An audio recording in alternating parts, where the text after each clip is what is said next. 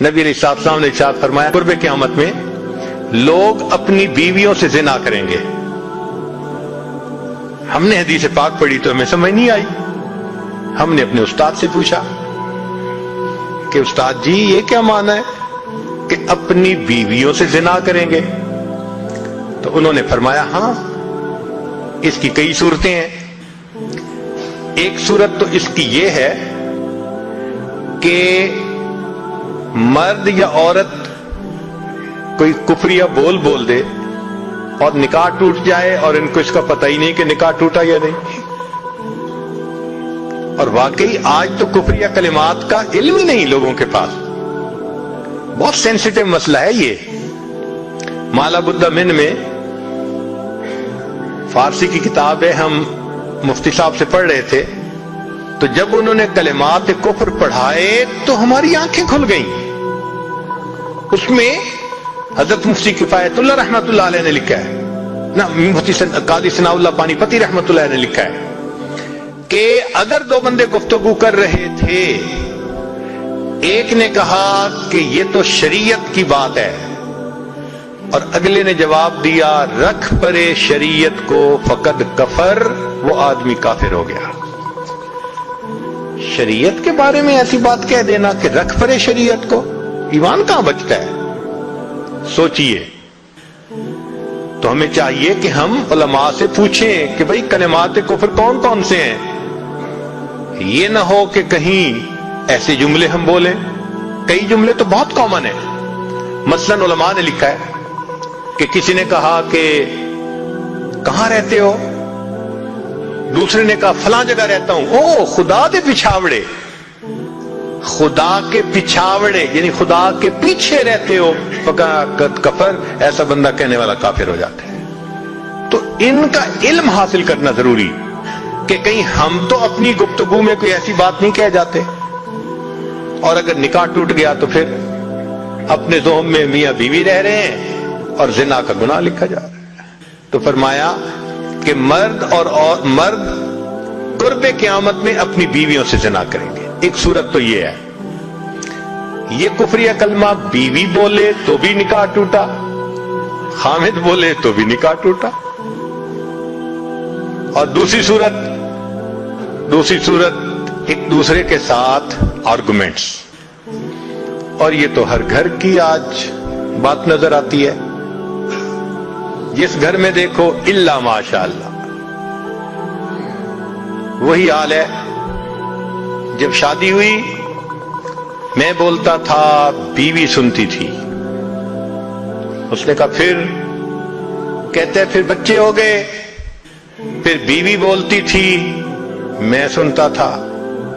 اس نے کہا پھر, کہتے پھر ہم دونوں بوڑھے ہو گئے, ہم دونوں بولتے تھے محلے والے سنتے تھے. تو بڑھاپے میں آرگومنٹس اور زیادہ. اب ان آرگومنٹس میں ہوتا کیا ہے کہ مرد کی زبان سے کنائے میں طلاق نکل جاتی ہے.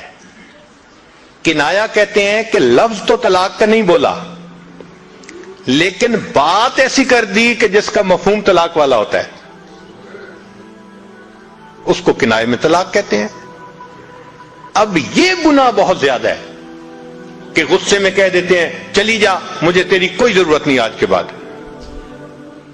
اس قسم کے الفاظ کہ جس کا نتیجہ یہ نکلے کہ تم میری بیوی نہیں ہے, اس کو کنایا کہتے ہیں. اب اس کے مسئلے بھی سیکھنے چاہیے. بھائی نکاح کیا ہے تو کیسے ٹوٹ سکتا ہے, یہ مسئلے بھی تو آنے چاہیے نا.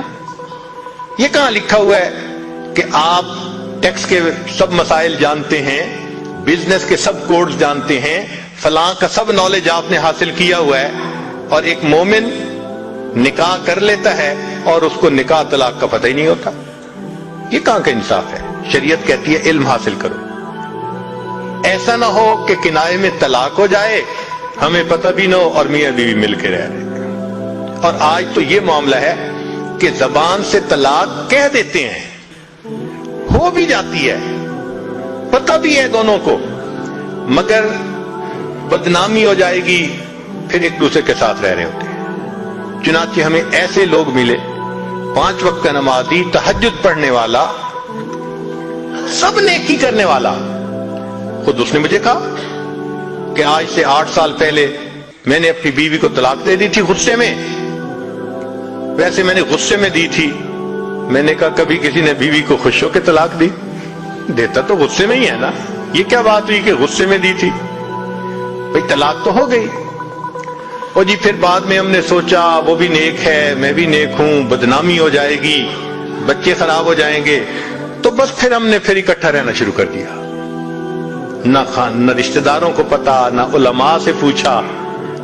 پھر میاں بیوی اکٹھا رہ رہے ہیں, ایک گھر ایک کمرے میں. اب بتائیں زنا ہو رہا ہے کہ نہیں ہو رہا؟ قربان جائیں اس سچے نبی صلی اللہ علیہ وسلم کی مبارک زبان پر 1400 سال پہلے وارن کر دیا تھا کہ قرب قیامت میں لوگ اپنی بیویوں سے زنا کریں گے. آج اس بات کی ضرورت ہے ہم دین کو پڑھیں, دین کو سمجھیں, دین کو سیکھیں تاکہ اپنی زندگی شریعت کے مطابق گزار سکیں.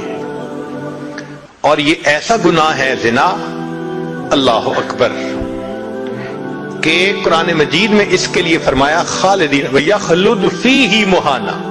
خالدین فیہا کا لفظ آیا تو مفسرین نے اس پر نقطہ لکھا کہ کافر ہمیشہ ہمیشہ جہنم میں رہیں گے, مومن مسلمان خطاکار کے لیے خالدین کا لفظ. تو مفسرین نے اس کا جواب دیا جی ہاں, یہ آپس میں انوالو تھے نا, تو کہتے تھے ہم کبھی ایک دوسرے کو نہیں چھوڑیں گے, ہم کبھی نہیں چھوڑیں گے ایک دوسرے کو.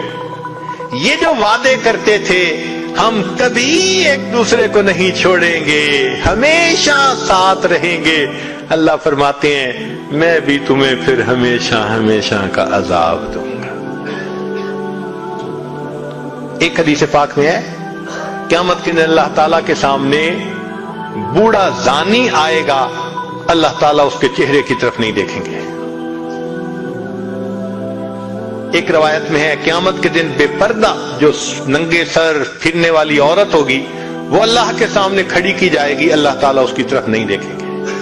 یہ وہ گناہ ہے کہ اللہ تعالیٰ کی رحمت کی نظر ہی قیامت کے دن نہیں پڑے گی. آج اس سے بچنے کی ضرورت ہے.